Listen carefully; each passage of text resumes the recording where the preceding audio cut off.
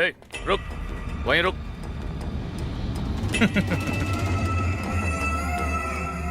किसी भी सरकारी अधिकारी से बात करते वक्त हाथ जेब में ना हो, आंखों पर चश्मा ना हो, इस अदब का हम खास ख्याल रखते हैं। बात कानून की हो और कानून का रखवाला ही सामने खड़ा हो तो ये रिवायत और भी लाजमी हो जाती है। शान। आप भी सोच रहे होंगे कि हम यहां कैसे, जबकि हम तो जनप्रतिनिधि भी नहीं हैं, आमदार भी नहीं। पर वो क्या है ना कि इंस्पेक्टर साहब, ये जो आपके सरकारी आमदार हैं, उनसे कई ज्यादा फिक्र जनता की हमें है। And if you see the flip side of it, जनता को भी ज्यादा उम्मीदें हम ही से हैं। तो बताओ, रिपोर्ट दो। रोहित मर्डर केस, मुस्तकीन का लापता होना, कोई गिरफ्तारी ना होना, आदि आदि इत्यादि, रिपोर्ट दो। इंस्पेक्टर साहब, आपको नहीं लगता कि हत्या, अपराध, ये सब धंधा जो है, ये अब इस शहर में भी बढ़ना शुरू हो गया? तो जानकारी दीजिए, कौन कौन पकड़ा गया, किसको पकड़ा, क्यों पकड़ा, किसको छोड़ा, क्यों छोड़ा, और छोड़ना ही था तो फिर पकड़ा क्यों, फाइनल सस्पेक्ट कब पकड़ा जाएगा? घबरा गए ना? हम भी घबरा जाते हैं जब हर गली मोहल्ले में जनता हमसे यही सवाल करती है, और इन्हीं सवालों से घबरा घबरा कर, टकरा टकरा कर हम यहाँ पर आ गए हैं सीधा आपके समक्ष, फेस टू फेस।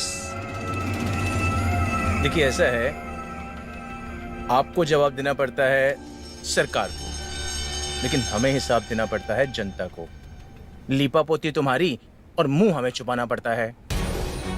अब बताइए, हम बोलकर आए थे कि सीधा थाने जा रहे हैं, हिसाब लेकर फौरन लौटेंगे। अब यहां से बाहर डायरेक्ट जनता जनार्दन और मीडिया के बीच में जाकर हम क्या बोले, आप ही बताइए।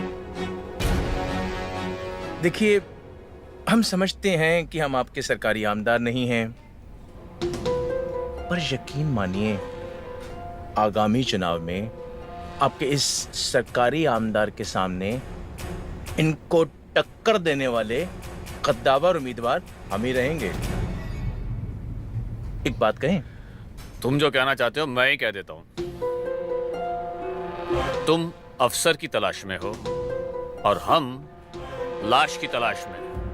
वाह, क्या बात है चिन्नप्पा बेटा, इसे कहते हैं समझदार को इशारा ही काफी।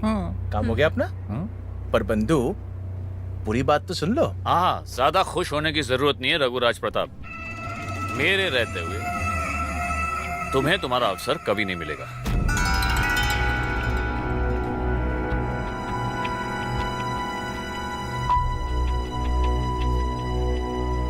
समानो बात अपना नाम सुना तो एक बार की तो समझ में नहीं आया कि आपने किसका जिक्र किया, पर जब एहसास हुआ कि ये मेरा ही नाम है, मां कसम मजा आ गया। रघुराज प्रताप सिंह। अच्छा, ये चिन्नप्पा और इन सब ने तो भैया जी भैया जी भैया जी बोल बोल के मेरा नाम ही बिगाड़ दिया था। पर अच्छा इंस्पेक्टर आदित्य सिंह, अच्छा है। हाथ मिला लो, जो लोग मरे हैं ना, मेरे ही बच्चे थे, भूल जाएंगे। तुम बस जांच की दिशा बदलो, हम तुम्हारी दशा बदल देंगे।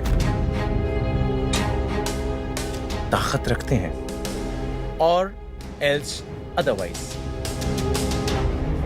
ये केस गले की फांस बन जाएगा इंस्पेक्टर।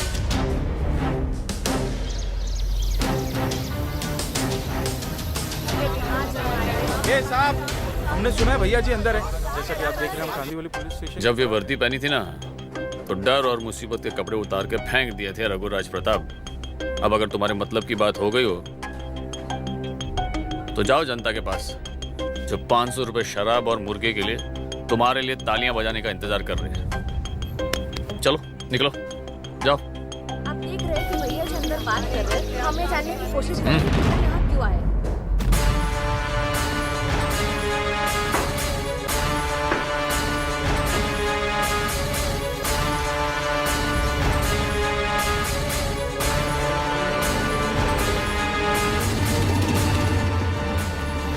हम जनता के सुख दुख के साथी हैं मोरे, हाँ सर। और मुझे कोई फर्क नहीं पड़ता कि जनता की सेवा करते करते मेरे दुश्मन या फिर ये पुलिस वाले ही मुझे मार क्यों ना दे। ना ना, मुझे कोई फर्क नहीं पड़ता। और जब जब कोई मुझे मारने की कोशिश करेगा, वो मुझे नहीं, वो जनता की आवाज को दबाएगा। और इतिहास गवा रहा है, सदियों से होता आया है, जब जब जनता की आवाज को दबाया गया है, जवाब में सिर्फ और सिर्फ आंदोलन हुआ है। बैठ।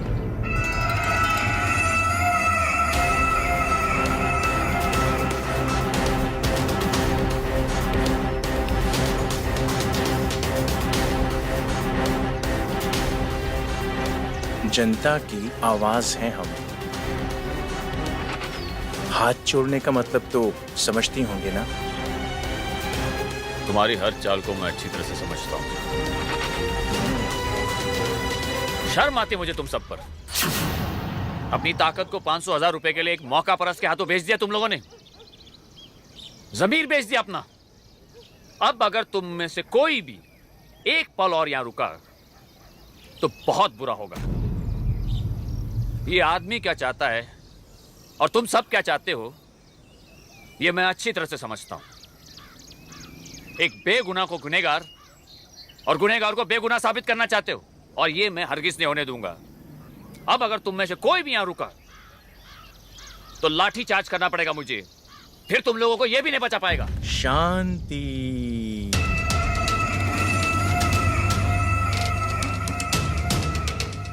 चलो भाई, लाठी चार्ज कर देंगे। शांति पूर्वक चलते हैं। चलिए चलिए।